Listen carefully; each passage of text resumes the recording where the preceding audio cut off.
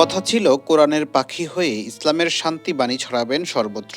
বাবা মায়ের শেষ যাত্রায় জানাজা পড়িয়ে বিদায় নিবেন।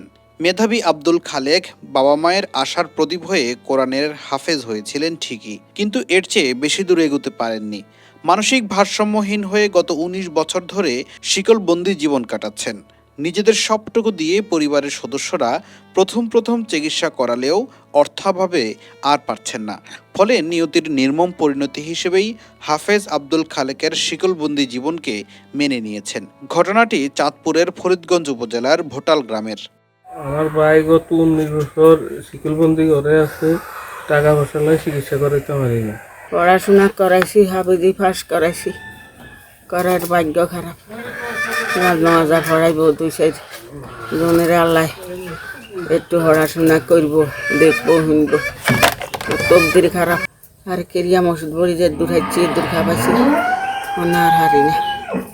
আমার মা আর বাবা যে দূর আছে অঙ্গ দাওয়া যখন বেশি দূর আছে, দূর চিকিৎসা করছে।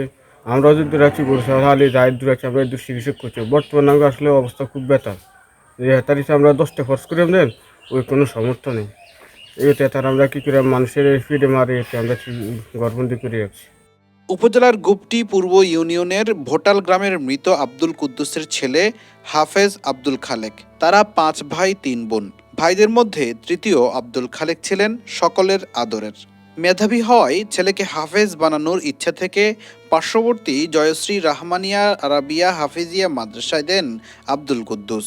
নির্দিষ্ট সময়ে আব্দুল খালেক কোরআনে হাফেজ হন, কিন্তু হাফেজ হওয়ার কয়েক মাস পর থেকে আস্তে আস্তে খালেক মানসিক ভারসাম্য হারাতে থাকে। পরিবারের সামর্থ্য অনুযায়ী তার চিকিৎসা করানো হয়, কিন্তু একটা সময়ে পরিবারের সদস্যরা আর্থিক অনটনের মুখে চিকিৎসা বন্ধ করে দেন। ফলে সুস্থ না হওয়ায় বসতঘরের একটি কক্ষে হাফেজ আব্দুল খালেককে গত ১৯ বছর ধরে শিকলবন্দি মানবেতর জীবনযাপন করতে হচ্ছে। এই মাদ্রাসায় পড়তো, খুব মেধাবী ছিল ছাত্ররা, কিন্তু এখন তার মাথার ওই ব্রেন শর্ট হয়ে যাওয়ার কারণে তার মা বাবার ওরকম টাকা পয়সাও নাই, যার কারণে চিকিৎসার অভাবে সে শিকলবন্ধা দীর্ঘ ১৯ বছর পর্যন্ত। আমাদের সাথে একসাথে আব্দুল খালেক পড়ালেখা করছে, কোরআন হাফেজ হয়েছে। এখন কি থেকে কি হয়ে গেছে, এখন আমি বাইরে থাকি, এখন আসি খবর শুনছি, দেখাশোনা করছি। এখন তার পায়ে শিকল বাঁধা, অনেক টাকা পয়সা খরচ করছে, এখন চিকিৎসা হইতে পারে না, এই অবস্থায় আছে।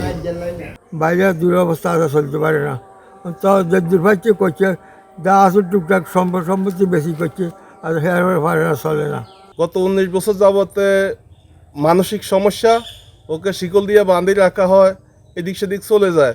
ওদের চিকিৎসার জন্য চাষা জায়গা জমিন যা ছিল বিক্রি করে ফেলেছে, তার যথাযথ পুরা চিকিৎসা হয় নাই।